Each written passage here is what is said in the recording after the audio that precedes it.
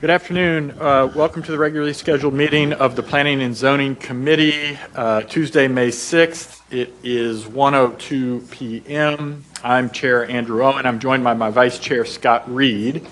We have kind of a full house today, joined by Councilwoman Bast, joined by Councilman Syme online, and joined here in chambers by Councilwoman Hawkins, and then joined by committee members Josie Raymond online, committee member Betsy Rui, committee member Kevin Bratcher, committee member Jeff Hudson, and committee member Khalil Bat-Shan. We're going to be calling item number 3 first because Councilwoman Hawkins wants to speak to that item and she has somewhere she needs to be.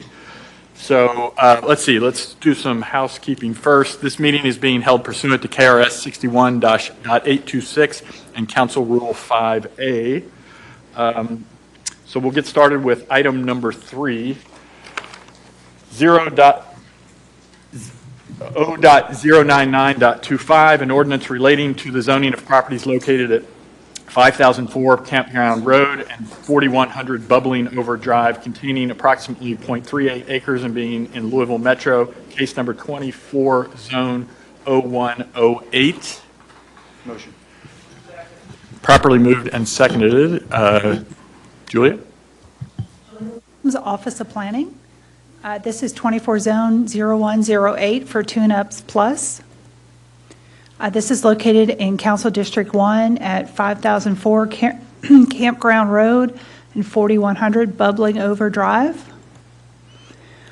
The existing use is residential. The proposed use is commercial.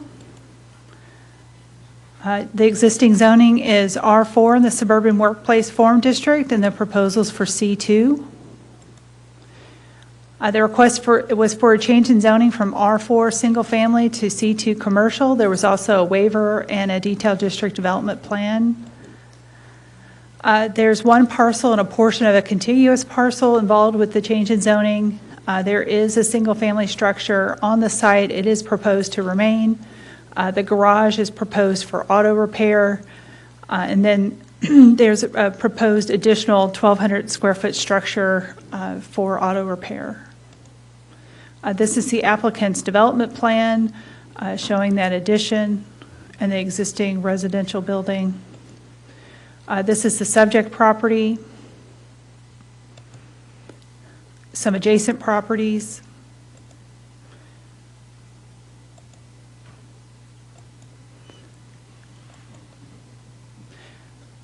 The applicant held their neighborhood meeting on August 13th, 2024.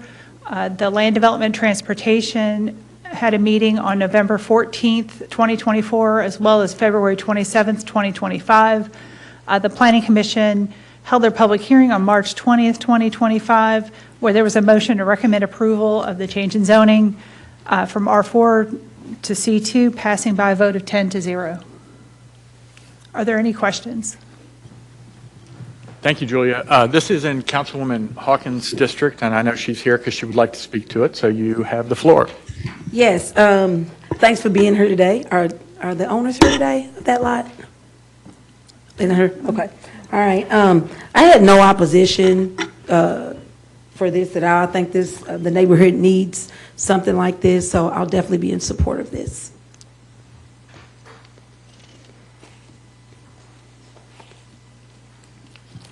Thank you. Any other questions, comments? Councilwoman Rui. Thank you. Could you go back to the drawing of the plan? I'm just trying to understand access to it. Yeah. So just looking at it, are they going to be driving past the current garage to get to the new garage? Is that the way that's going to work? So this is all open, I believe. So they'll be driving back to this garage and at this garage. So they have 2 bays, 2 openings here at the existing garage, and then they'll be adding on, but the access will be just through this driveway past the house, back to the back. Okay, so the 2 structures will be attached then? Yes, it appears that they're attached. Okay, thank you. I didn't understand that. Anyone else have questions, concerns about this one? Councilman Batchon? Thank you, Mr. Chair. Do we need to add the standard binding element to this? That for any adjustments or anything in the future that need to be? I guess it's up to Councilwoman Hawkins if she would like to do that. That'll be fine, we can do that. There's a house on this lot as well, right? Yes. Okay, yeah, I live right down the street, so, yeah, that'll be fine. We can put a binding element on it. Laura Ferguson, Assistant County Attorney, so the binding element would read, any significant increases to the proposed structures, e.g. increases in building height, number of units, number of buildings, any increase in density on the property, any changes in use on the property which directly or indirectly require a public hearing before the Planning Commission or subcommittee thereof, and/or any amendments to the binding elements other than 1, the addition of new binding elements, 2, changes to binding elements that merely update the public hearing date, or 3, updating a previous version of this binding element to reflect the current language, shall be reviewed before the Planning Commission with final action to be determined by Metro Council.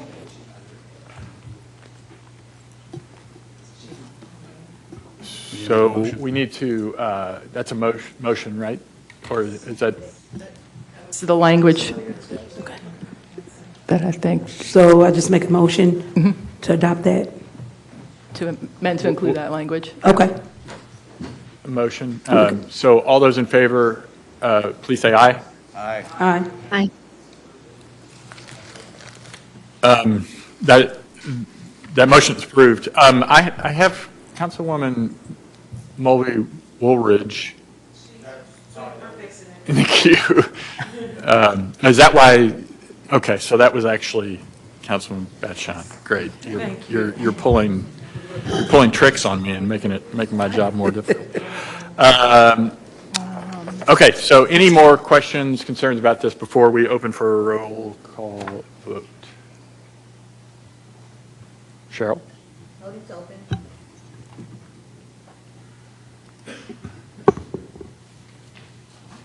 Councilmember Raymond? Yes. Councilmember Hudson? Councilmember Betshon? Yes. Councilmember Hawkins? Yes. Chair, you have 9 yes votes. Thank you, Cheryl. So this has been approved unanimously and will be moved to old business on the council agenda. I think now we'll go to our special discussion for today. So how is that going to work? Do you want to introduce the speakers for us, Brian? All right, good afternoon, Brian Davis, Louisville Metro Office of Planning. So at Metro Council's request, we were asked to provide some information about traffic impact studies. And so we have reached out to H&B Professional Engineers, and they are here today to provide an overview of traffic impact studies and different things associated with that. I'll just introduce Lindsay Walker, Brad Johnson, and Jared Johnson. They are here today to speak to you all about that. So the thought that we have is that we could they'll go through a presentation and then just whatever questions you all have, I don't know, either during or after the presentation, we can kind of discuss some of the things that they are covering in regards to that. We also have Public Works Director Jennifer Kern here, and then Beth Stuber, who is the Transportation Engineering Supervisor in our office, so that if we have some real metro-specific questions, we're happy to provide some feedback on that as well. So, Lindsay, I'll turn over to you all. Brad's going to be leading us in this discussion. Okay. So I think Brad's Great. going to go up and speak there, and Jared's going to help with the slides. Okay. Thank you, Brian. If you can just, when you get up to the podium, if you can just introduce yourself and tell us who you are and where you're from to get started, and the floor will be yours. Yeah.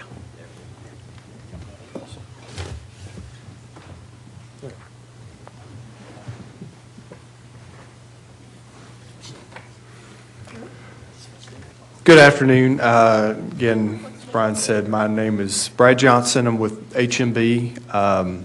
Should work out of our Lexington, Kentucky office, but we have, based in Frankfort, have offices here in Louisville and Lexington. So yeah, we were asked to come in and kind of give a introduction on traffic impact studies, kind of open it up for questions as well.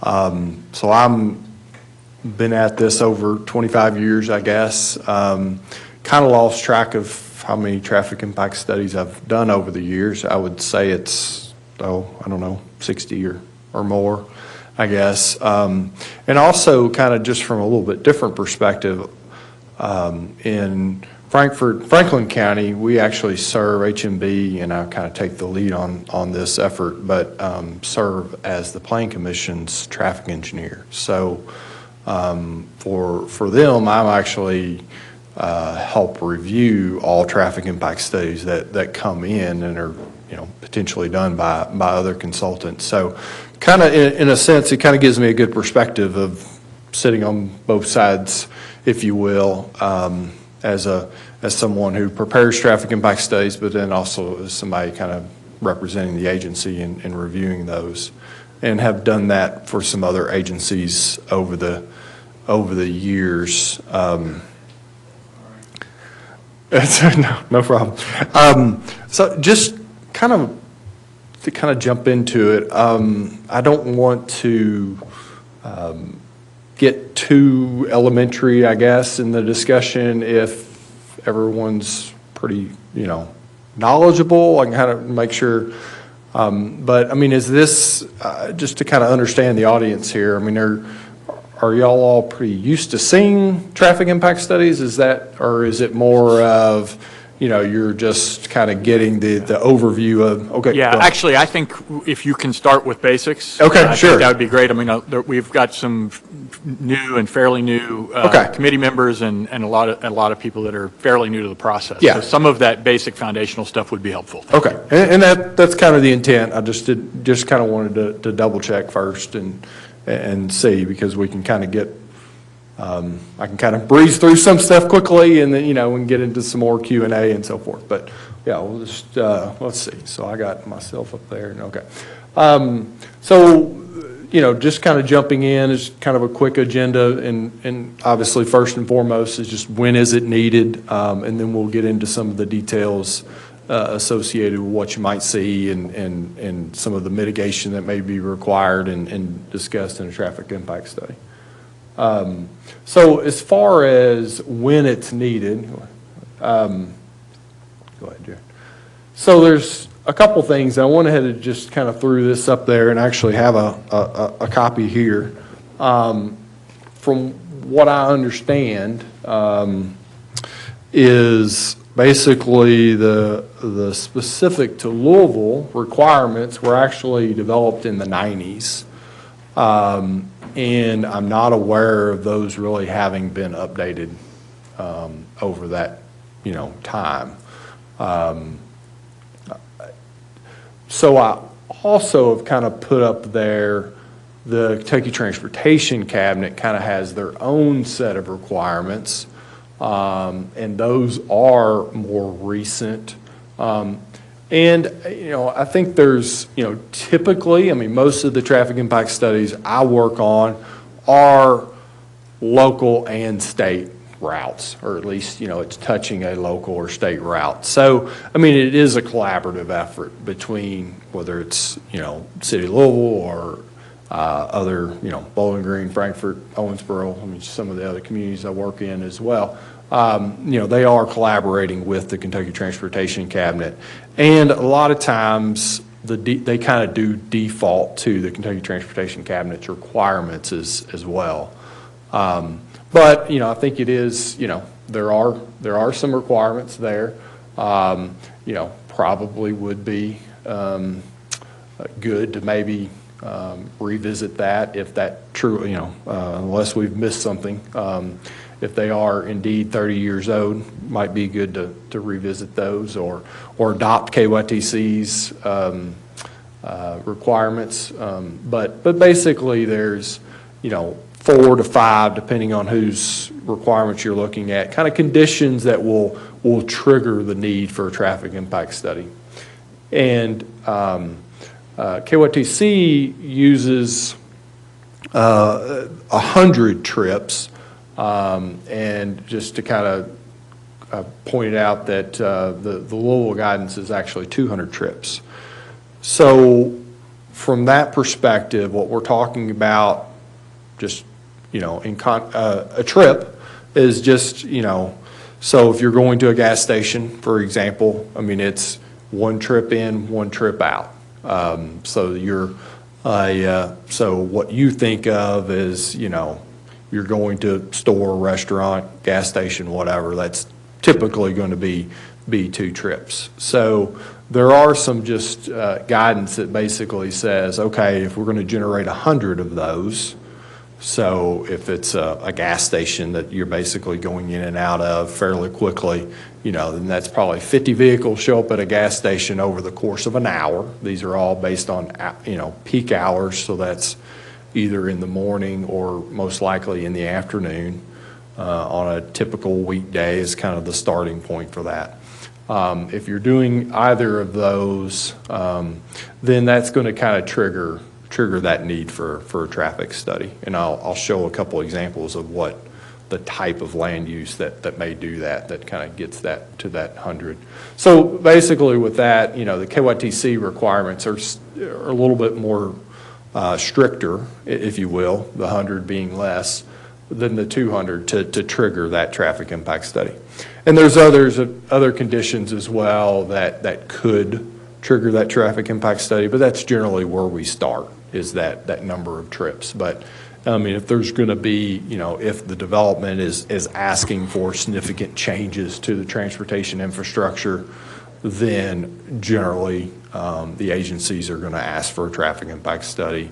If there's some known issues along the corridor, or just, has been identified as a congested corridor, they may kind of, no matter what, request that. Safety, if there's been some identified safety, Mr. Chairman, can we ask questions as it goes on, or wait till the end? I think we can ask questions, and absolutely. I think one of the things this doesn't meet access spacing recommendations. Can you kind of address what does that mean exactly? Sure. On the yeah. KYTC requirement. Yeah. Well, let me ask that, and then I'll come back to you.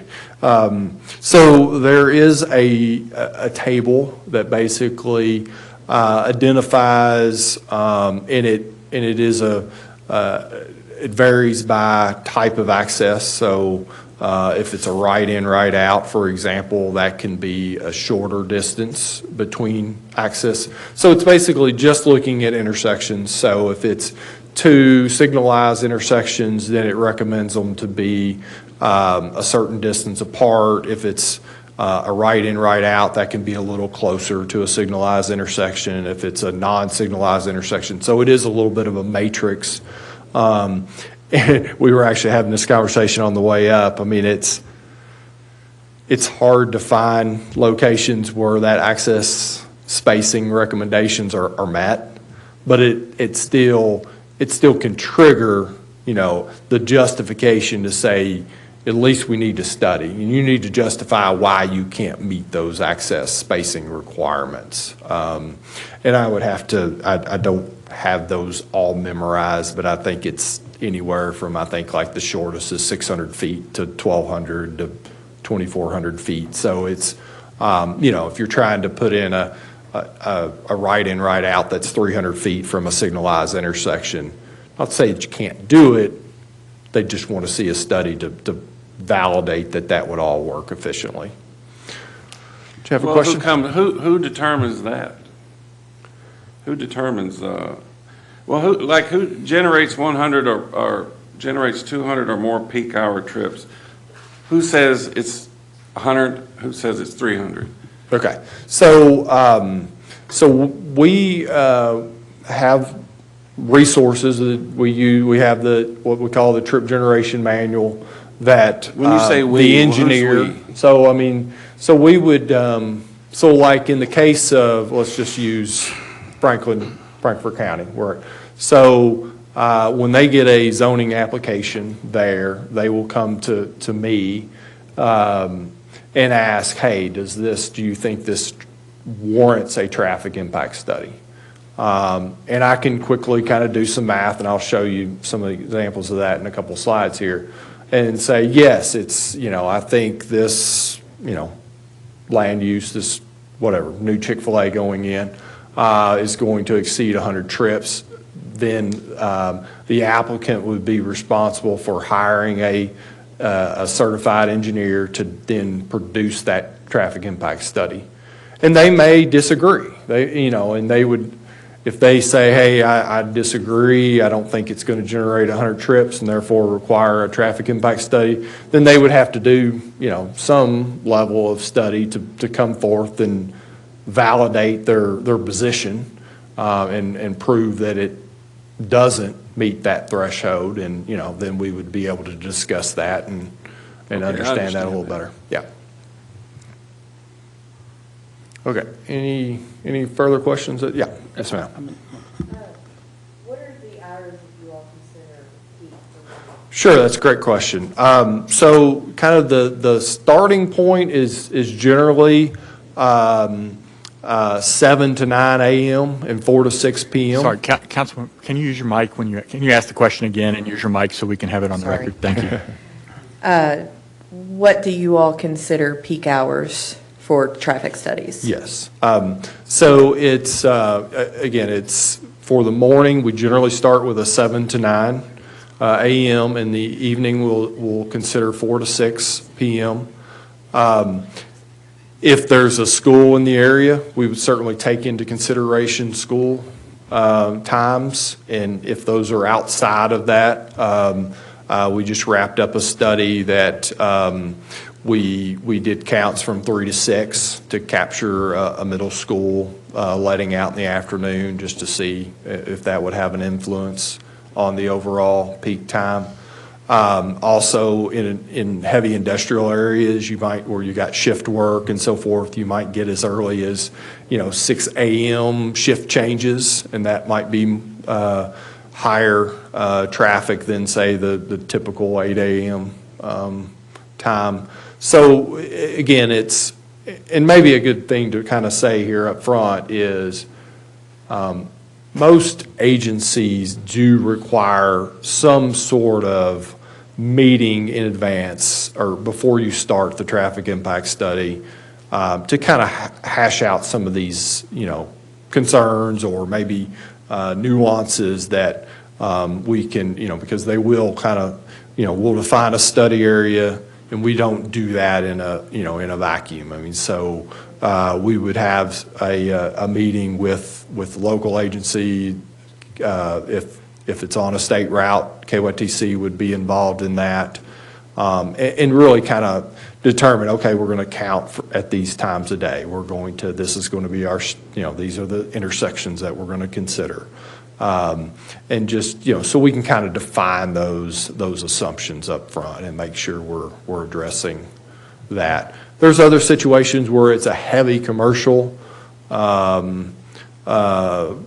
location, and you may want to consider doing a Friday afternoon or a Saturday analysis as well. So, I mean, there are some ability to request that outside of that typical peak hour time. So what exactly does that look like? Do you all go to the location? Do you use equipment? What does that look at? Yeah, so we pretty much in every case we'll do data collection. So we are typically doing turning movement counts for that peak hour or those defined peak hours. So we are identifying, every vehicle turning. We'll take into consideration trucks so that we can account for truck percentages as well. And then we also even do, and I have, I'll point this out in a couple slides, but we'll even do some additional analysis. Sometimes we'll do travel time runs along the corridor. We'll look at how long the queues are. So, I mean, there's some other some data outside of just collecting traffic volumes that are But is that involved. done solely from an individual, or do you all use some type of equipment to make those counts? Most of that these days are camera-based, so we typically install cameras at each intersection, and then they post-process that data using software now. That's not typically done by hand anymore. So they have software that processes all that information.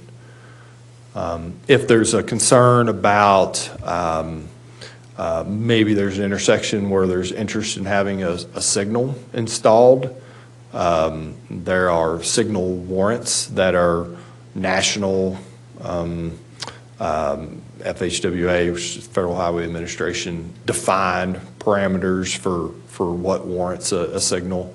And those are typically based on 8 hours of traffic data. So we might, in that case, we might actually collect traffic data from 7 a.m. to 7 p.m.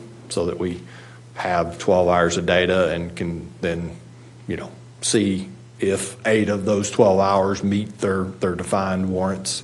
So there is opportunities to collect a little bit more data, but just from an analysis standpoint, and we'll get into some of those details in a minute, but from an analysis standpoint, we're typically always talking about peak hour data, or peak hour analysis. So, when we start defining level of service or delay, we're typically talking about that in terms of the peak hour. And it may be the morning, it may be the afternoon. Let's try to try to get through the presentation. Sure. And anything, if there's like a specific question about a specific slide, we can stop and ask. But let's try to get as far through the presentation as we can and ask questions at the end so we can. Okay. Thanks. And Brad, we're allowed to kind of jump in. It doesn't have to be like super formal. That Yeah. Jared and I can help you with fielding questions too. Sure. So it doesn't feel like you're being totally put on the spot. No worries. Okay, let's go ahead. Okay, so I alluded to this. So there's typically an initial review meeting. Different agencies may call it different things, but and that's where we are trying to define the study area. We want to always consider anything that's come before us. And the example I have up here on the screen, I didn't get a fancy pointer. I need to carry me a fancy pointer. But this is actually an example in Owensboro, which is coincidentally where I'm from. But there's kind of 3 colors highlighted here, if you can see that detail. But there's kind of the light green, and then an orange and a purple. Well, basically, the light green is development that's already been approved by the Planning Commission in Owensboro. So as we come along and are proposing a development in the orange area there, that is something that we have to account for. And in this case, I think there was, 4 or 5, I think 4 traffic studies that we had to add into the analysis, because that's already been approved. So we have to consider that, and we consider that as part of the no build. So we're going to go out, we're going to do counts. That's going to establish our existing conditions, and then we're going to define, typically, again, just looking at the transportation cabinet's requirements, you're going to say, it's 2025, so our count data is 2025, our existing conditions is 2025. We may say, thank you. We might say, hey, this is going to take a year or 2 years to develop, so our open year might be 2026, 2027, and then we have to add 10 years to that. So we're going to have like a 2025 analysis, we're going to have a 2027, let's just say, and a 2037. So we have to add into that background traffic anything that has already been approved. So that kind of builds our no build. And again, we would, in that initial review meeting, we would be able to, ask those questions. Hey, what do we have to take into account? We might want to ask about the background traffic growth, because we are going to apply a traffic growth percentage to get to those 2027, 2037 turning movement volumes. We might ask if there's any safety considerations that we need to account for. So we can have that conversation. They may have some opinions about the access that the applicant is proposing. So the applicant would probably bring just a rough concept plan to that initial review meeting. So at the end of the day, we can kind of define. And in this case, there were six existing intersections and really 7. One of them was a partial intersection already, and then 2 new intersections that were proposed for the development. So we were able to kind of define all that up front, so there really shouldn't be any surprises as we move through the process. So this let me, cool. I can advance the slides too. You're off the hook, Jerry. So I mentioned this earlier, but did I go too far? I didn't, right? Yeah. Okay. So for any of the scenarios that we are defining, whether it be existing conditions, build, no build, we have kind of our performance measures that we are going to present. And in most cases, the easiest one that folks can kind of relate to is this A to F level of service scale. And that is based on it's a sliding scale, so all the analysis we do will generate a delay, and it's a delay per vehicle. So, I mean, if you're pull up to a stop light, you're sitting there for 20 seconds waiting for the green, then that's, you've incurred 20 seconds of delay for you individually. And obviously everyone is having different experiences, and so this is creating an average. And then we can kind of translate that average over to an A to F level of service scale. So when you hear, staff present a traffic impact study, as part of their report, they may certainly go to this level of service scale, and that is going to be generated per intersection that is included in the analysis. And it actually varies. Let's see here. So on the, there's probably less people over there. Let me point on this side. There's less people over there. So for the signalized intersections and unsignalized, there's actually a little bit different scale. So an F, and just like in school, F's is going to be higher delay. So it actually is 80 seconds per vehicle, whereas for an unsignalized, it's 50 seconds per vehicle. And basically that's just meaning that people have a little bit more tolerance of waiting longer at a signalized intersection, knowing they're going to get to, they're eventually going to get that green to proceed through the intersection. But there is a difference there. Brad, did you want to touch on the level of service C, D? Sure, yeah, that's probably, so we don't have to come back to that. But, so there's been a lot of discussion of late, in particular. I mean, this has always kind of been the case, but in some ways, it is hard to design to level of service A, let's say. I mean, that's, if every intersection around town was level of service A, they would be monster intersections. And, there's an expense to that, obviously. So, I mean, there is kind of some rules of thumb. I mean, there's this, and again, this could be set by agency. It could be, but there's also kind of some rules of thumb with the transportation cabinet as well. But, I kind of did note here on the left and forgot to point this out, but, level of service C and D aren't bad. I mean, that's, there is something to, a lot of times that rule of thumb's kind of been level of service C and more rural settings, D in urban settings. So again, you kind of have maybe a little higher tolerance in an urban setting where you have a little more congestion.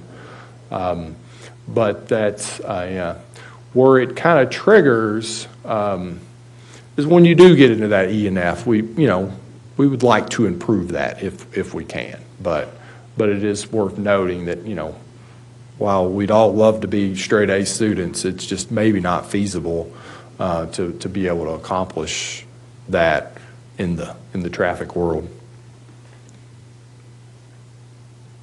I'm not going to touch on this too much here, but I did kind of allude to this earlier. There is, when we're doing the data collection, kind of in response to your question, in addition to collecting just the turning movement counts, which is really kind of that basis for a lot of our analysis that we do, we can also do what we call delay studies, queue studies. So those are all just travel time runs where we're just, going up and down, basically just trying to understand how long it takes to get from point A to point B. And all those things allow us to calibrate our traffic analysis software that we're using. And, that is important. I mean, we do find some cases where that is necessary to do. And we're really just trying to give just give a level of confidence in what we're doing, that we can match existing conditions, and then as we proceed through the analysis that, as long as we kind of maintain those calibration adjustments, that there's that confidence in the analysis that we do. Now, there is a little bit of a balance there that, you don't want to give the perception that you can change too much there, because then that would remove the confidence in what we do. So that's really where we're trying to match existing conditions to generate that confidence, and then kind of hold that steady as we proceed through the analysis. Okay, so we talked about, so we got the existing conditions based on when we did the data collection. We have the no build, and we talked about how we will look out into future years and are required to do that. We try to take into consideration other things that have come before, have been approved, and kind of layer all that information into a no build. So then once you consider the development itself, whatever land use that may be, or sets of land uses, then we get into our build analysis. And, the first piece of that is the trip generation. So there is a trip generation manual that is a national resource that, so it's going to be the same across the country. And this is just an example of essentially a page out of that manual. I've kind of highlighted so single family detached housing. So that's essentially the land use. And then each one of these little X's is essentially a study. And in this case, there was 208 studies that were done. And based on all those studies, they've created both an average curve and a fitted curve. Fancy, equation here to represent that fitted curve. So that you can say, okay, in this case, if we have so across the bottom here is number of dwelling units. So if you've got 1,000 dwelling units, you can proceed up to the line, and that will generate that number of trips. So, and in this case, the average, this is a weekday, PM peak. So the afternoon is an average of 0.94, so let's just call it 1. Close enough. So in essence, 100 single-family homes would generate 100 trips. So that's back to what we talked about earlier, what would kind of trigger a traffic impact study. Now there is some subjectivity to this. So I mean, there is some engineering judgment that is involved because, again, we have two curves. Which curve do you use? Certainly look again to the guidances. Do you have to use the max of the two? Do you, is there some judgment that, one in your particular, based on your particular number of units, it seems to kind of fit one curve better than the other? So, there is some, working through that. But, and then the last thing I'll just point out in here, and I got it circled here, directional distribution. So that's basically saying, okay, that 100 homes generates 100 trips. In this case, 63 are entering and 37 are exiting. Makes sense. Majority of people are coming home from their workday, but still a few going back out. So that kind of makes sense for a single family home.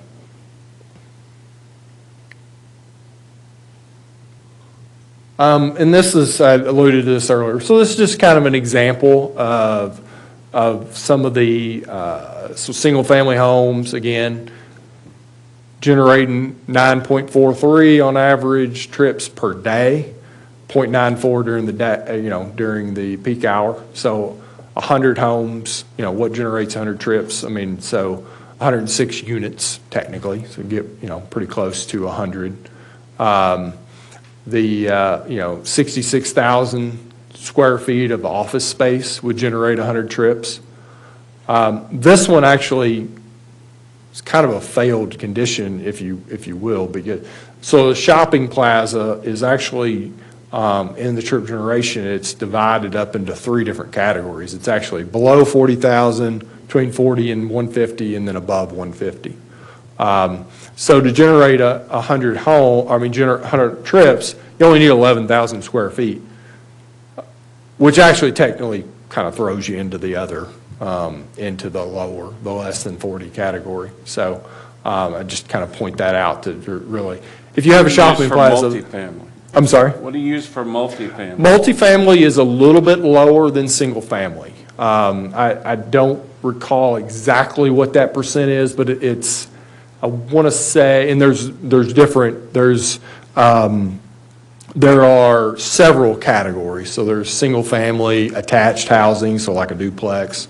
There are apartments, townhomes, and each one of those is going to have a unique rate associated with them. I think it gets down, I want to say one of them is like 0.67. So there is some scenarios where it generates a little bit less. So you're thinking, just a kind of a low-rise apartment complex, you might be getting up more into the 160 units to kind of trigger that 100 trips. But again, I think that, makes sense that you do have, potentially less, single-family homes, you might have more drivers, you got, you might have driving age kids, more of them potentially. So then you might be able to have in an apartment, for example. So, I mean, it does make sense that it's a little bit lower, but it's still in that 0.6 to, up to the 0.94 range. And like I said, there's probably at least 10 different categories that all have a slightly different range there. Again, the last one I got off the list here, fast food drive-through. So I mean, McDonald's, Chick-fil-A, that type of place. Generally, those are greater than 2,200 square feet. So again, may just take one to trigger the need for a traffic impact study. So, and there's there's literally, I won't say hundreds, but certainly, a few hundred different land uses that are in the trip generation manual. With that being said, there has been some cases where we don't use the trip generation manual. It's a very specific land use. They come, the applicant comes forth and they might say, hey, it's let's say a trucking company, for example, and they say they're going to have this many employees, they're going to have this many trucks a day. Here's the shift changes, and we'll actually kind of manually calculate that. And again, everybody has to agree to that. but it may not be based on the trip generation manual in that case. So it's just, as long as, we can get the agency buy-in to make that variation. Other cases, I've been asked before to go do our own studies, so to go to, to a particular land use and count an existing location and then apply that to a proposed location. One I'm kind of interested is a bank. I mean, I think, you got to understand these studies have been done over the last couple decades. I mean, I think a bank personally operates a little bit differently than it used to. I mean, I just don't think we're required to go into the bank as often with all the online banking and stuff capabilities. So, I've kind of personally speculated that, the trip generation for a bank's probably a little on the high side. But, they continue to add to that, and hopefully some of those get addressed. And yeah, do you have a question? Go ahead. Mr. Chair. Thank you. I do. I appreciate all the data generation. I really do. But is there a control loop on the other end of it where you do the traffic study, you build the bank or fast food restaurant or whatever, and then a year later come back and verify whether or not your predictions were accurate or not? There really isn't. I mean, we do it sometimes, but we're not required to do it. And the reason I say we do it sometimes is I have actually been asked to update traffic impact studies. Well, the example I gave in Owensboro, I mean, some of those are now in place. Some of those land uses we had to consider in the no build are now in place. So it does give me an opportunity to kind of see, I was like, okay, that's, how close were we on that? But there's not a the reason I asked the question per is, se. if you don't have that control loop in place, how do you know your traffic studies are any good? Yeah. No, I mean, that's a very valid question, and I think it's helpful for me sometimes to just be able to do that occasionally, or see when we're working in the same area, and to be able to kind of understand where things may be a little high, or we had another example with a gas station that was under construction. We were doing a development nearby, so I was doing the traffic impact study for the nearby development and had to just assume the trip generation for the gas station because it wasn't open yet. Then we had to update that study. A couple years later, the gas station was open and was not generating nearly the amount of traffic that we were asked to assume initially. So, I mean, I wish I could tell you, hey, it was exactly the same, but that's, but again, that we just kind of lucked into being able to kind of have that understanding, or, that data point, if you will, to test that. But there really isn't great, there isn't really requirements to go back and review that. I understand I wish there's not there a requirement was. for it. But this body is often asked to just accept these traffic studies on face value as being gospel. Yeah. And if there's no validation of those traffic studies, I don't know how we do that. Right. Brad, So I can how- help Yep. jump in Yeah, on go this. Going back to that, the trip generation manual that is published by ITE. So those, when it says studies on there, those are people that have gone out. Actually, can you introduce yourself sorry. for the record? Thank you. Lindsay Walker, I think Brian kind of was alluding to the three of us up here participating with HMB. So I also work with HMB professional engineers. Assist Brad and Jared with the traffic studies. Thank you. But the ITE trip generation manual, they will have people that do sometimes go out and collect studies about how much traffic is going in and out in an hour from a development. So they will ask periodically if people have data collected for a certain development, submit it to ITE, And then they will take that and include it as part of their evaluation of what these trip rates might be. So that is, on one hand, kind of that validation that you're looking for, like how are they coming up with all of this instead of just not necessarily making up numbers, but. Yeah, no. Well, I think But when you say kind of what you're studies, saying, yeah. I mean, these are all studies that have been done. There's a protocol for how you do them, ITE reviews those, like I say, they're constantly being updated. So that does give some level of confidence, but, I think you're, at the same time, this is, let's just, this is somebody's neighborhood and this is somebody else's neighborhood. And you can obviously tell they're not, so there is some variation. I So can't- there's, I think that's where I can't it's. see the numbers on there. Is there an R-squared value on there somewhere? There is, yeah. Well, the R squared actually is down here. What's it say? It's 0.92. Okay.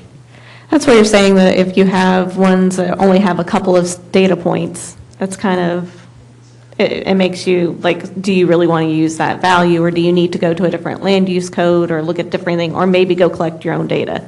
Unfortunately, I mean, for us, it'd be fabulous if we could go out and do the before and after, but the developer who's doing the permit, they're not going to pay to collect that information afterwards because they're not required to. So this is just a case of wherever people do these specific studies, ITE will ask for it, and they'll collect as much information as possible to provide Yeah, the industry as much as possible. I get all that, but even with the limited amount that you've shown here today, a fast food category.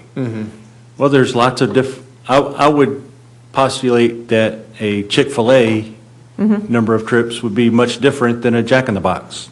And they're actually. But they're both going to They're be. taking that into account in Yeah. in the new version of the trip generation manual because of that reason. They understand that as well. There are definitely some differences in one. And I'm seeing it live. Within a land use. In my colleague's district here where what's it called, a 7 Brew? 7 Brew, yeah. It's backed up on Barstown Road for blocks.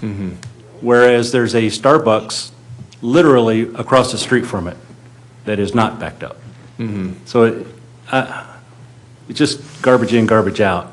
And I'm not discounting the manual, but unless you have that control loop, I just have trouble. Well, I think there is certainly with the manual, there are some controls there, and they're always trying to improve the data and collect new data, and you do see, some of the,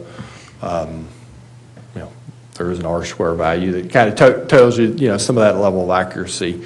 And they're trying to, but it is a little bit reactive. I mean, you're right. I mean, the 7 Brews are relatively new. I mean, that's a good example. Even Chick-fil-A, I mean, I think, you still have to kind of react to the fact that, Chick-fil-A, it's just busier than some other. Yeah. And so there is some lag time, I guess, in collecting that new data and trying to create a new land use that's a high generating fast food restaurant versus a low generating fast food restaurant. Brad, can I say something real quick? Jared Johnson, also with HMB. As it relates to a coffee shop in particular, and Brad will get to this in a minute, but there's something called pass-by trips, and so that's traffic that's already on the roadway.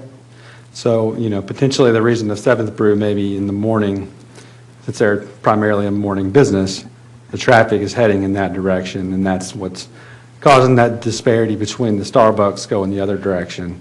And Brad can go over that pass-by and the internal capture as well here in a minute. Yeah, that's kind of where I'm getting to next. Thank you, Mr. Chair. Can I ask one question? Yep. Look, can we try to get? Okay, just a point of order. All three of you work for HMB? Yes, sir.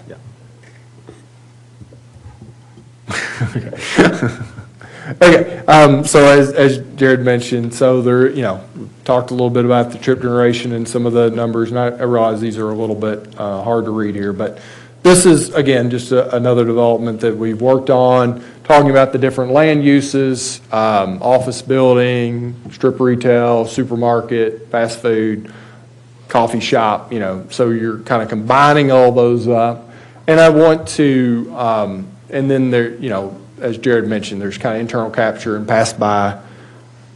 Add all that up and you kind of get your external trips, and we'll talk a little bit more detail. So,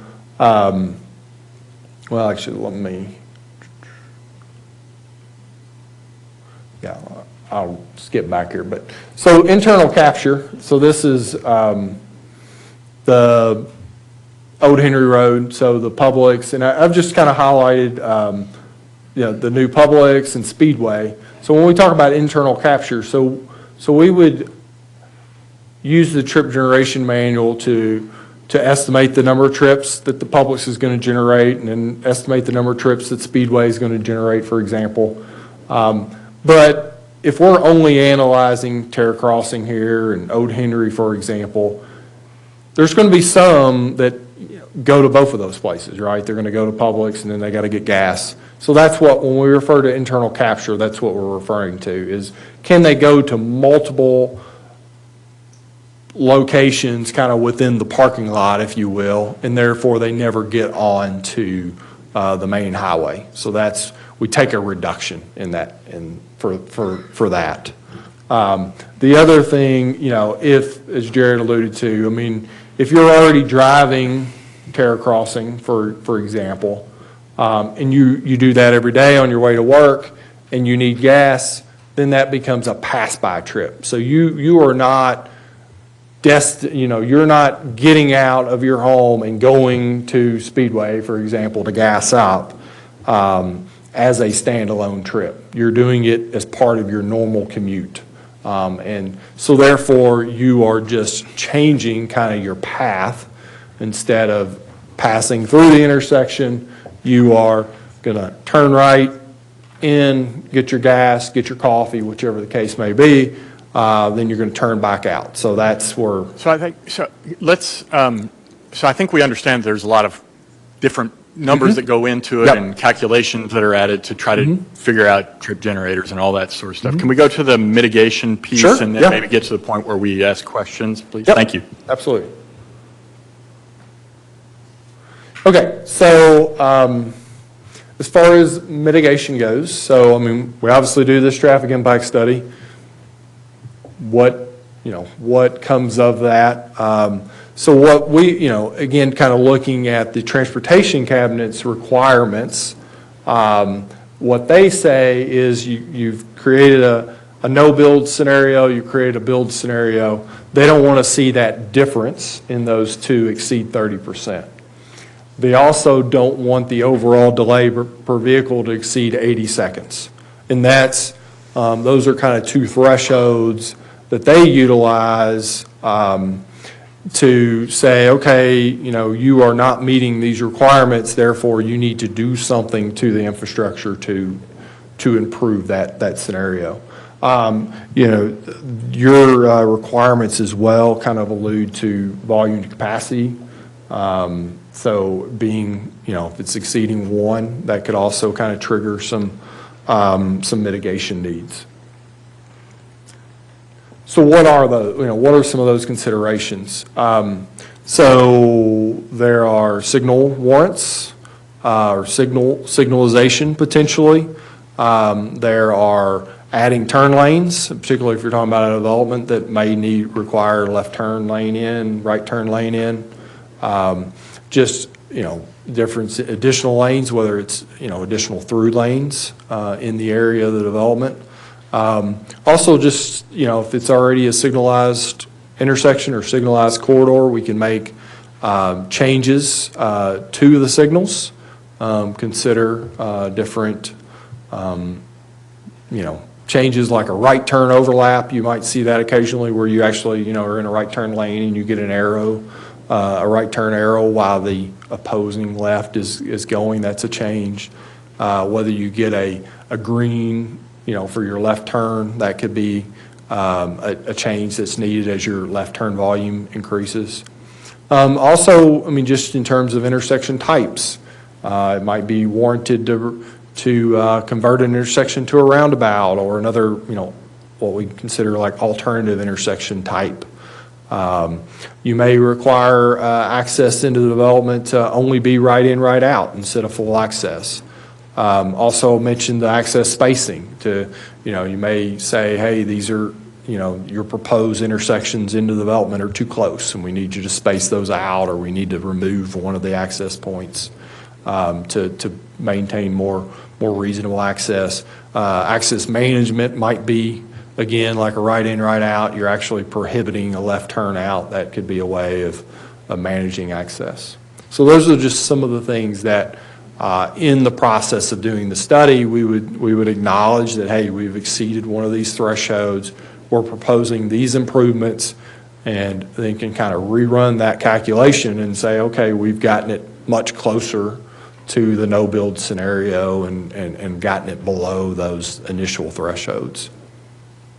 And it's an iterative approach too, that it's not just simply going straight to like full build out. We'll look and see, well, is it one approach that has issues? Is it all of them? And kind of, do we just start with the turn lane? That's still not working, then what do we have to kind of keep doing to address any of the issues with the traffic study? In the last slide here that we had, and I'll admit I'm not as familiar with this. I just, but there is, Louisville has the system development charges, is my understanding, that has been, that was set to expire and has been re-upped. That appears to be very, or specific to residential development. We're reviewing that right now and trying to update that to make it more effective to help. Is there more to the development impact fees, or is that? Well, I just noted in here, just to kind of make you aware, we honestly don't see this much in Kentucky. It's bigger in other states, but they do require all development, assess a development impact fee based on the size of the development or potentially the impact of the development. There's to assess those in different ways. So those are other ways to just to be able to make to set money aside, I guess, to be able to make more other infrastructure improvements. So like I say, I won't claim to be an expert on either of those. I'm glad to see that that's being, looked at.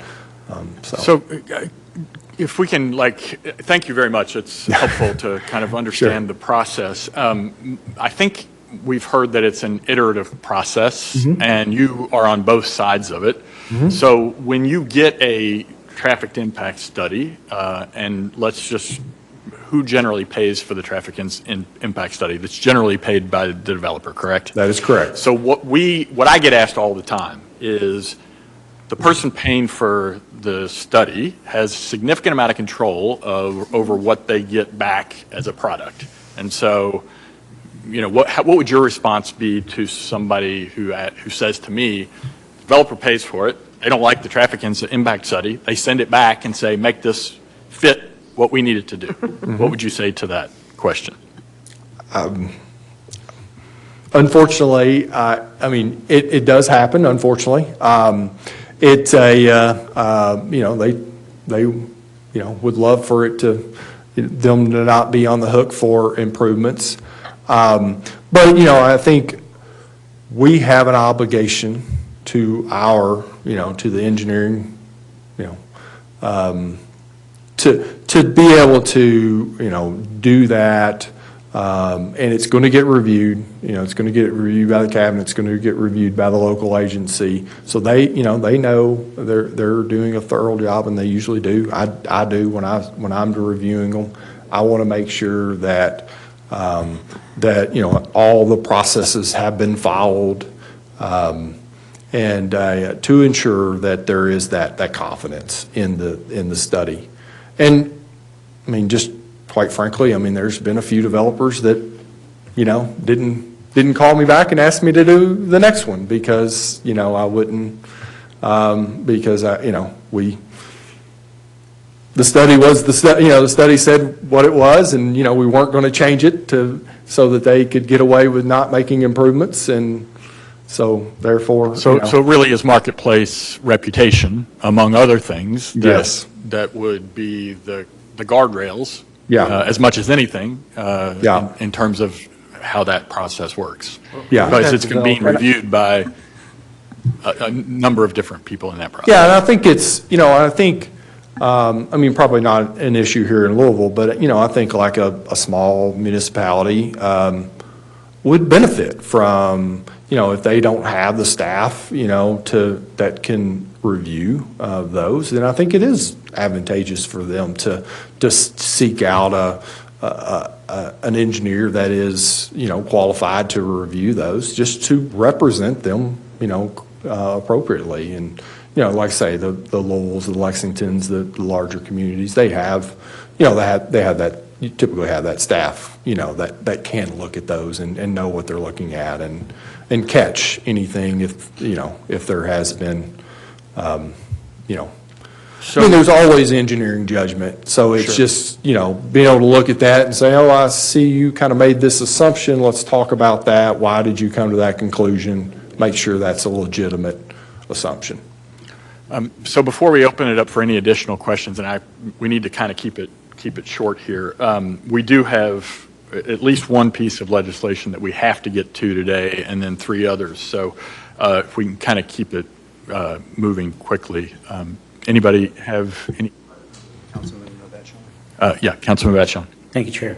So you alluded to about traffic signals and things of that nature. So in the case of where we as council members get constant calls from our constituents about traffic in our local roads and our state roads, where developments are happening that are in high volume, how do you suggest we as a council get a traffic study done properly to indicate whether we need a traffic signal or some measures of slowing traffic down? I guess the easiest way to say this, and I hate to say it this way, but, there's a particular location in our community that, in 1 year alone had 5 fatalities. And we hear back from the state that says it doesn't warrant a traffic signal. Yeah. Well, I think, one,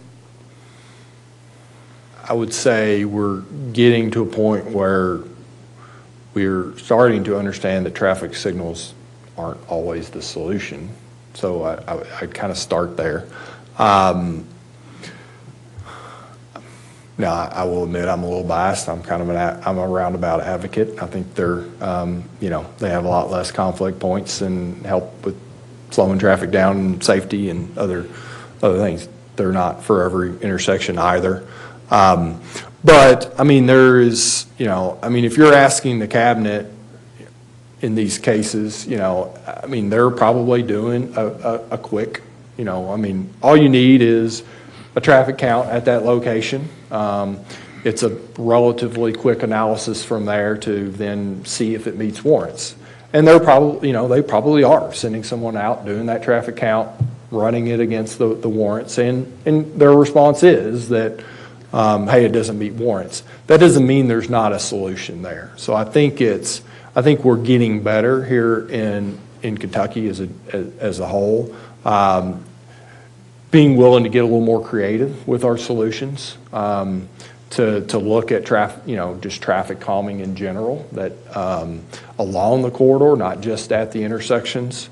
And there's a lot of tools, I think, that are available that can look at that. I think there's even, hopefully, I know it's getting a little off topic from traffic impact studies, but there's been the safety action plans that have been going on throughout, the KIPTA region, that probably are, finding some of those locations, hopefully identifying those locations, identifying funding for those locations, and hopefully identifying creative solutions, that it's not just, it's okay if it doesn't meet a signal warrant, because there might even be better solutions than the signal to address the fatality concern that you may have at one location, or just other, crashes at another, or even if it's just congestion. I mean, I think there's, those studies can be done, pretty affordably, but then I also would just encourage everybody that there are other creative solutions as well. Thank you. Councilman Bratcher. So when you create a traffic study, the developer or the builder comes to you and asks you to do a traffic study so that he or she may navigate through the process of a zoning change or a build, right? So you basically do work for the builder or the developer. That is correct. That's who pays you. That is correct. Yeah. So who oversights your work? Is there an oversight? You said there was I think that goes reviews, and you said there's a local review. Who particularly are they? Specifically? Okay, so at the Kentucky Transportation Cabinet, so District 5 in the case of Louisville, they have a permits branch and a traffic engineering branch that are closely tied, and you'll be assigned someone within that, first the permits branch that will do the review, and if they need to elevate that, then they can do so to their fellow traffic engineers that have a very good understanding of how that study should be done, and whether you've followed all the recommendations, guidelines that are required to do an appropriate study. And then there is typically, not always, but there's typically someone at the local level that is doing the same thing. Who? It's going to vary by agency, but there's also, a traffic engineering branch that will be involved with metro government. I'm Beth Stuber with Transportation in the Planning Office, soon to be in Public Works DOT. And I am the point person for all the reviews of the developments that come in with the traffic studies. Also, Director Kern looks at them. I've got another engineer on my team, Sam Garber, that looks at them. We've got an engineer over in traffic that looks at them. And then we coordinate with the engineers, our counterparts of the state that he was talking about with the cabinet. Do you kick them back do you ever find mistakes? Yes, I have. Wrong conclusions that you disagree with? Yes, we look at their distribution of traffic to see if we agree with that, and we look at the back of queues and so on. There's a number of points that we look at where some sort of engineering judgment has gone into it. Some of it is to straight numbers out of the ITE manual. We don't question that too much, just that they use the right ITE manual specification. But yes, we check their engineering judgments and we do push back. Not on every single study, but we have. When you push back, they make changes? Yes, they have, yes. Would you say, just ballpark figure, and I know this is just conversation, what, half the time, a third of the time, 1 out of 100?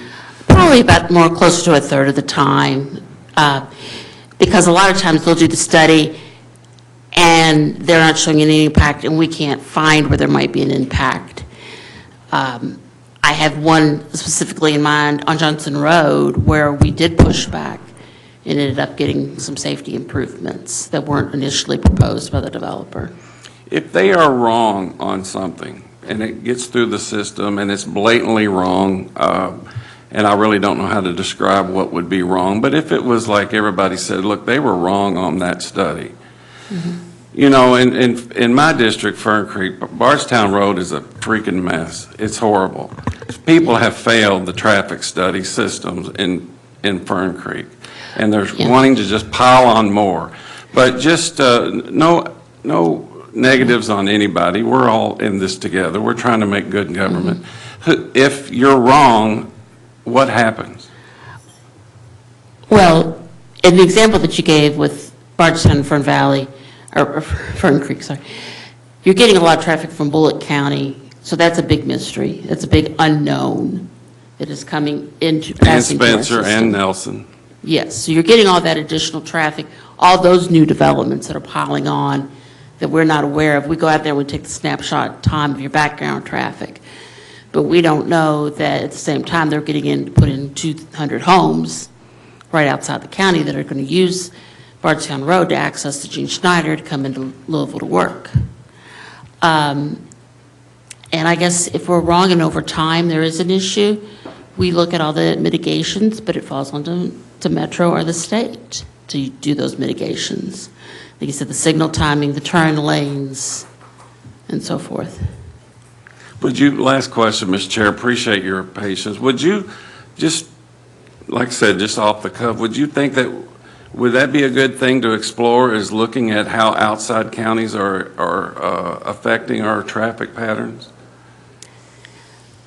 Because we need it, man. I'm telling you, we need it. Because I think we're seeing possibly the same thing on, I don't know if we're shuffling traffic through Mount Washington Road, Dixie Highway also.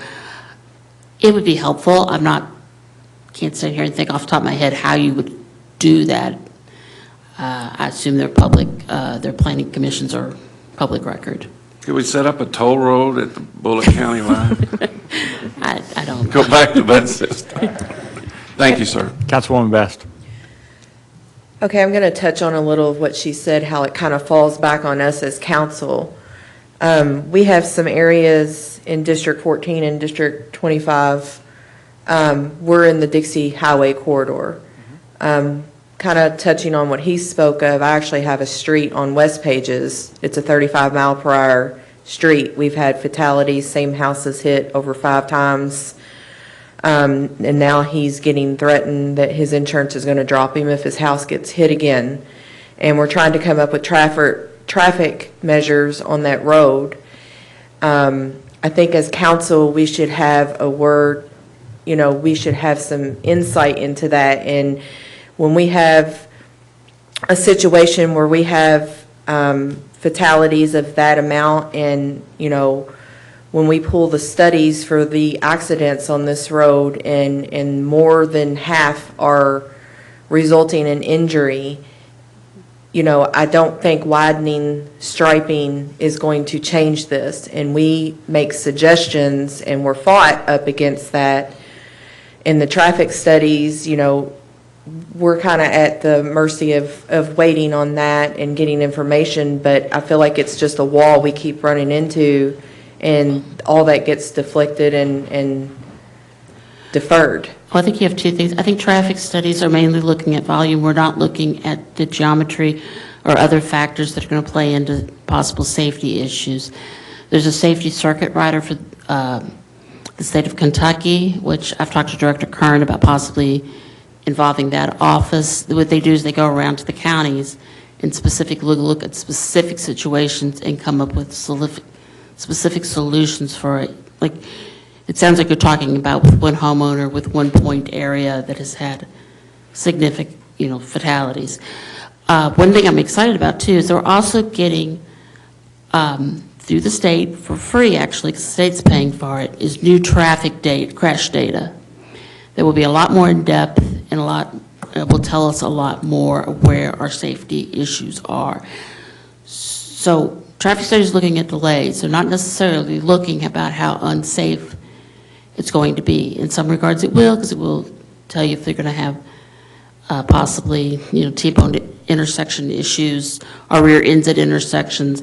It's not going to help you with folks running off the road because the geometry is bad. Well, in this situation, it's actually the entire road. Hi, Jennifer Commissar-Kern, Executive Director, Louisville Metro Public Works. I am very, very familiar with the West Pages corridor. And it may be, I think our consultant alluded earlier to the idea that a traffic signal may not always be the solution, and it may actually make things less safe. We recently, last fall, did one of our first quick build projects, which is the type of initiatives we'll be doing more of with Department of Transportation. The call there from the neighbors was for a traffic signal. They insisted they had to have a traffic signal, and we went back with restriping. We're now studying that. We're going to review it and make sure that those crashes have decreased. I know in the case of West Pages, we proposed a pilot to look at incrementally. what is the minimum amount of improvement that you need, not to minimize it in any way, but if you overdo it, if you put 3 traffic signals on a road that didn't need a single traffic signal, you can actually make things less safe. And I don't know if you all have any other opinions about signals or anything from your experiences to add as far as that, but that's the approach that we're taking. There are proven safety countermeasures that we want to try first, because the idea is that you can actually have people who may be speeding, and if they see a yellow light, they'll go faster. So if they're already speeding and then you install a traffic signal, you can actually increase speeds. So what we know from our high injury network is that when you increase speed, the violence that results from wrecks, cars going off the road, is exponential. So for every few miles that you increase the magnitude of what results from a crash. So it is not one thing, there's not one solution, it's doing a couple different things on top of each other to slow that traffic down overall, really is the goal. Well, as far as signal, that I never mentioned signal light in this area. It was one of the 10 suggestions for this street. My question is, when do we do something, and when is enough lives lost that when you have a street that has this many fatalities and injury wrecks, when does this signal that we need to do something? It's not a square box. It's kind of out of the norm street. We don't know why it keeps happening where it's happening, but it's happening.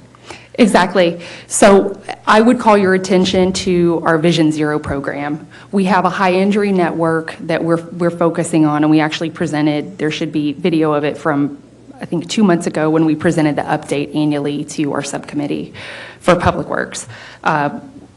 That high injury network identifies those locations exactly. It identifies locations where we have had fatalities, where we've had suspected serious injuries. And that's the way that we as a community, I think, need to start approaching things, because it's not acceptable that people die going to work, going to visit friends or family. That's not okay. Any one fatality is too many.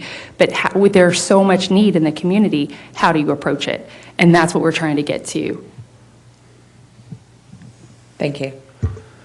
Thank you all for presenting. Really appreciate it. If people want to reach out directly to them, that might be appropriate at this point. We need to move on to number 2 on legislation is O-083-25, an ordinance relating to the zoning of properties located at 4514R and 4516R Crawford Avenue and 7006 Textile Avenue, containing approximately 3.84 acres and being in Louisville Metro, case number 24 zone 0128. This was tabled at our last meeting, so I guess let's just go ahead and turn it over to Councilman Joseph so he can give us an update. It's in his district. Oh, sorry. I need a motion. So to untable and seconded it. All those in, no, don't need to. Okay. So I guess we'll just start by turning it over to Councilman Joseph so he can give us an update on where things stand, and we'll go from there. Thank you. This zoning case is one that represents a development that would permit the construction, as we know, of 48 units located on Textile Avenue and on Dixie Highway. We asked to have this item tabled at the last meeting of Metro Council, and thank you all for giving me a little more time to work on this matter. With that being said, because of time, I'm going to ask the members please move forward with taking action on this case, because we are facing a deadline that we have to act on. As the council member for this property under consideration, I would like to express my appreciation to the proponent of this plan. Working with the Jefferson County Attorney's Office, we were able to get 3 binding elements added that will hopefully address the concerns of those expressed during the zoning process. We had individuals that reached out regarding the property. If you take a look at the image of the property, it's surrounding the backyards really of 3/4 of homes, if you were to think of it as like a rectangle, 3/4 of backyards. And we had 3 binding elements added to it that were accepted this morning. And so I want to thank those members of the zoning committee who challenged the proposal and weren't afraid to vote no. Their comments helped me to be able to bring improvements to this plan, I hope. And in the end, I'll be voting in favor of this proposal. And again, thank the members of this committee for their time.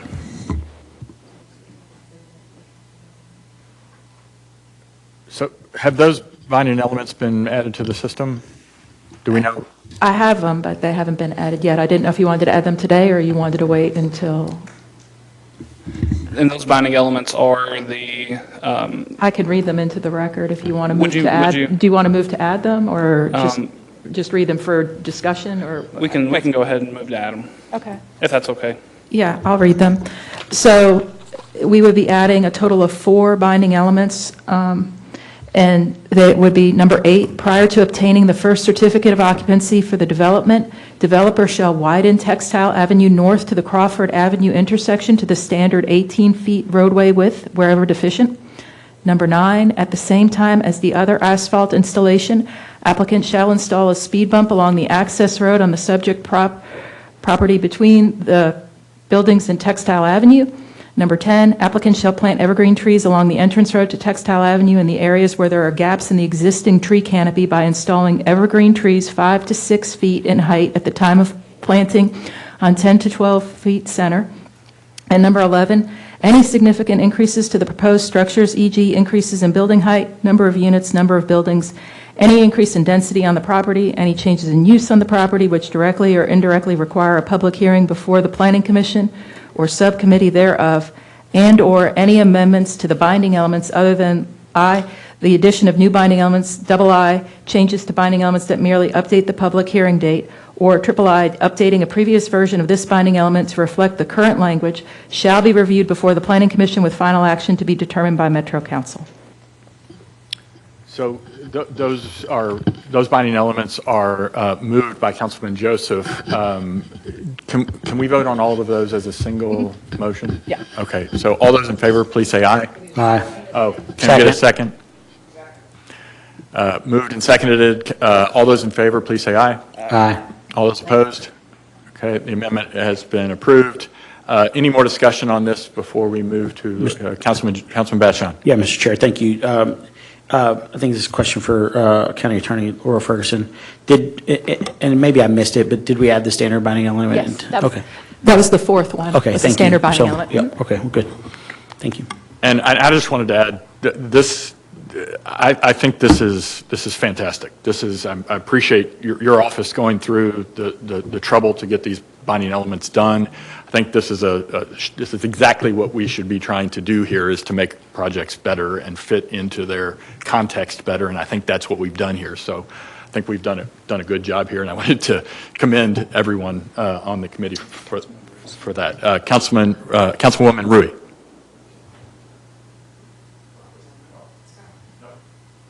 Okay, anyone else before we go to a roll call vote? Okay, please open up the voting, Cheryl. Voting's open.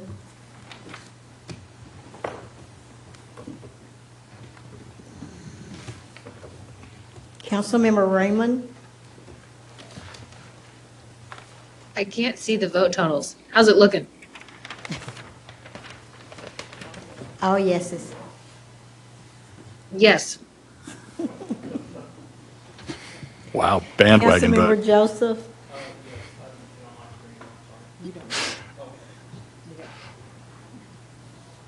Chair, you have 9 yes votes.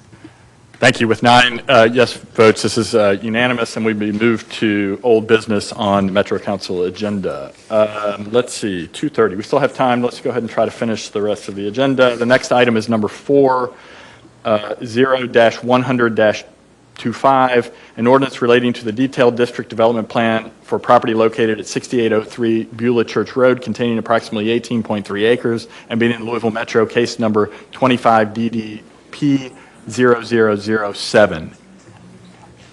Motion? Second. Properly moved and seconded. Brian? All right, good afternoon, Brian Davis, Louisville Metro Office of Planning. This is Planning Commission docket number 25 DDP 0007. The property in question is located at 6803 Beulah Church Road, located in Metro Council District 23. This is an aerial of the site. This is part of the larger rezoning project that had came before Metro Council, and this is the 3rd or 4th development plan that we have seen come through. You can see the property is vacant. The proposed use for this is residential. The zoning on the site is R5A, is located in the Neighborhood Form District. So the request before you is approval of a detailed district development plan with binding elements.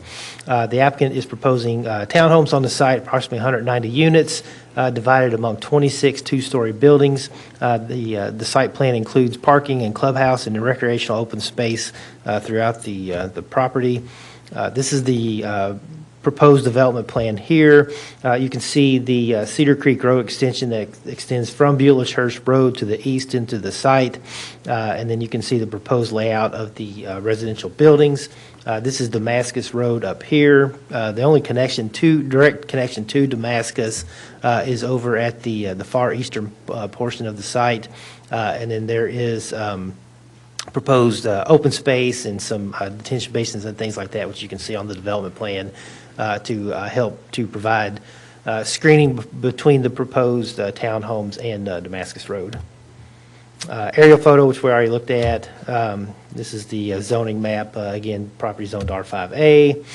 These are just some pictures of the existing site. You can see that development has already started. There's the Kroger, which is already under development, and some additional of the accessory uses there located immediately to the south. This is the street view picture looking from Damascus. You can see the existing single-family residential that's on the north side, and then some of the tree canopy that exists on the south. Some more pictures. You can see where the commercial activity is already underway there, a little further to the south. These are some elevations that were provided by the applicant with their application to show what the proposed townhomes would look like. The Planning Commission conducted a public hearing on this item on March 20th, 2025. There was a motion to recommend approval of the detailed district development plan that passed by a vote of 10-0. That's all that I have. Unless you have any questions for me. Thank you, Brian. This project is in District 23, Councilman Hudson's district. I'm sure he would like to speak to it. Thank you, Mr. Chair. Yeah, this particular plat was part of a master plan that the Kroger was a part of, and there's some other residential stuff with it. As I understand it, the reason it's coming here today is because the original plan had 184 townhomes. They've expanded it to 190, and this is a good example of how the standard binding element works. If a significant change is made, it has to come back to us for approval. And that's what this is, and I support it. Thank you. Well, a substantial change from 184 to 190, I wouldn't consider a substantial change, but I just wanted to push back just a little bit on. Everything is subjective. Everything is subjective, yes. I also just wanted to say, and I don't know how this started, but when I first came on council, we were not seeing the number of townhouse projects that we're seeing now, and I'm hoping that's because we've talked about it here on council and sponsors are listening to us, but I appreciate the different types of housing that are being brought to us on council. I think more different kinds of houses than were being brought when I first came on council, and I, for one, appreciate that. So anyone else have any questions or comments about this before Cheryl opens up the roll call vote? Okay, Cheryl, can you open up the vote, please?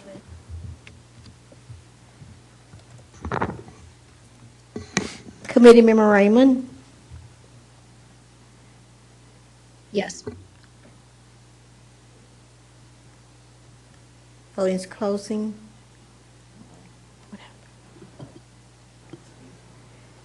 Chair, you have 7 yes votes. With 7 yes votes, that's unanimously approved, and will be moved to the old business on Metro Council agenda. The next item on the agenda is number 5, R-037-25, a resolution requesting the Planning Commission review the Land Development Code regulations with regard to allowing